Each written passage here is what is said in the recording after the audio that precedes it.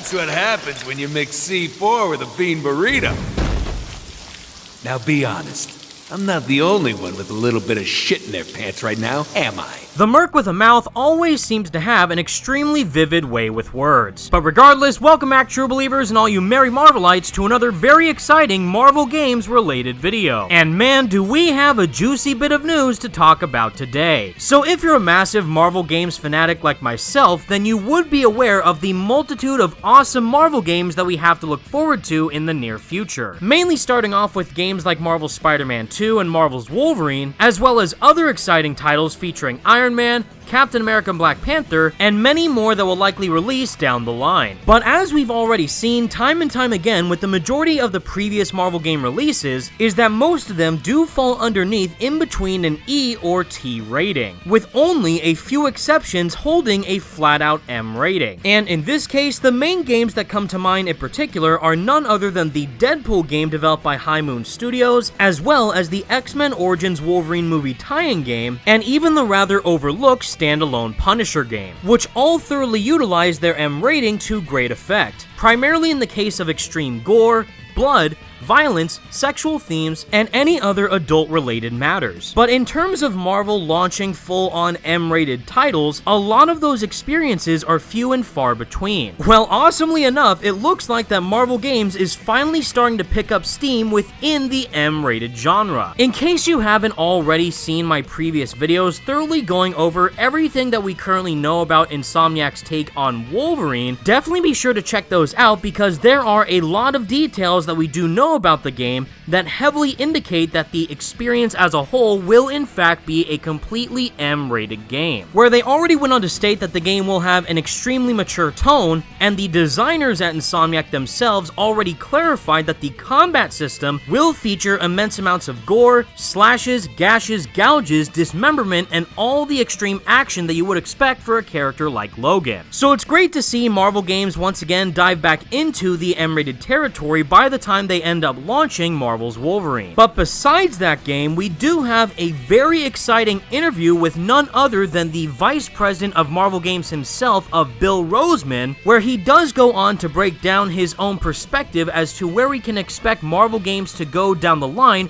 when it comes to possibly developing even more M-rated superhero games. Whereas this article was exclusively posted by comicbook.com, they went on to state that Marvel Games has opened up about the possibility of some M-rated superhero games. Marvel Games has made major strides in the last decade by breaking away from movie tie-ins and creating more premium AAA standalone stories. This has allowed the label to produce some truly wonderful superhero stories that aren't possible in other mediums and allow for new takes on massive characters that have existed as long as 60 years. The majority of these titles have been celebrated for injecting a breath of fresh air into these characters because they have the freedom to tell a compelling story that takes risks. One risk that many are curious to see Marvel Games take on is whether or not it will do an M-rated game. Given Marvel is a brand that is known and enjoyed by families and children, mature stories outside of the comics are few and far between. Logan, Daredevil, and the Punisher have broken the mold in live action,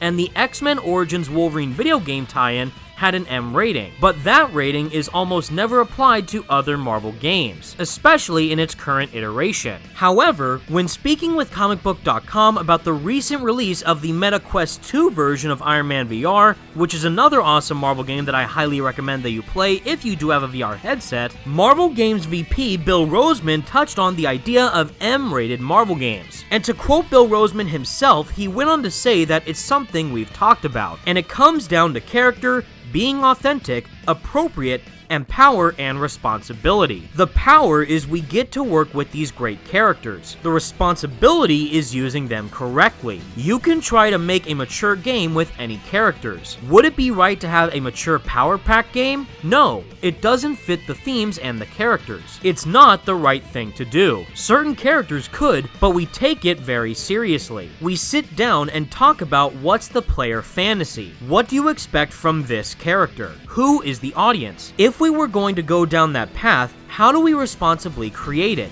market it, and sell it? With everything, it's all about the rating, the comics, and the games. Marvel's past is filled with stories of all different ratings. It's about if we stay within that rating, is it correct for the character? With whatever marketing we do, does it end up in the right hands and the right audience? Those are all the questions we ask ourselves. We have the power, we have the characters. Our responsibility is to do it right for the character, the audience, and Marvel itself. And I, for one, could not agree more with everything that Bill said. For example, you wouldn't provide an extremely kid-friendly game like LEGO Marvel Superheroes with a flat-out M rating, because the brand of LEGO and the aspect of what that game would include doesn't call for anything that an M rating obviously entails. But in the case of a standalone Wolverine game that is having the same high level of quality of development like what we've seen with the previous Insomniac Spidey games, and given the dark theme of the initial trailer, that game would without a doubt thrive with a solid M rating, because the character of Wolverine himself does revolve around a lot of dark subject matter. And giving the character of Wolverine his own unique and individual experience to completely immerse that character in would only make it even better if it were to be applied underneath a lot of matured gameplay elements, characterization aspects for the game's narrative, and as a comparison, just making the game feel a lot more darker and grittier compared to what we've already seen Insomniac do in some of their other games like the Ratchet & Clank series, and again, their own Spider-Man franchise. And basically what Bill is saying here is that if we are to expect even more M-rated Marvel games in the future,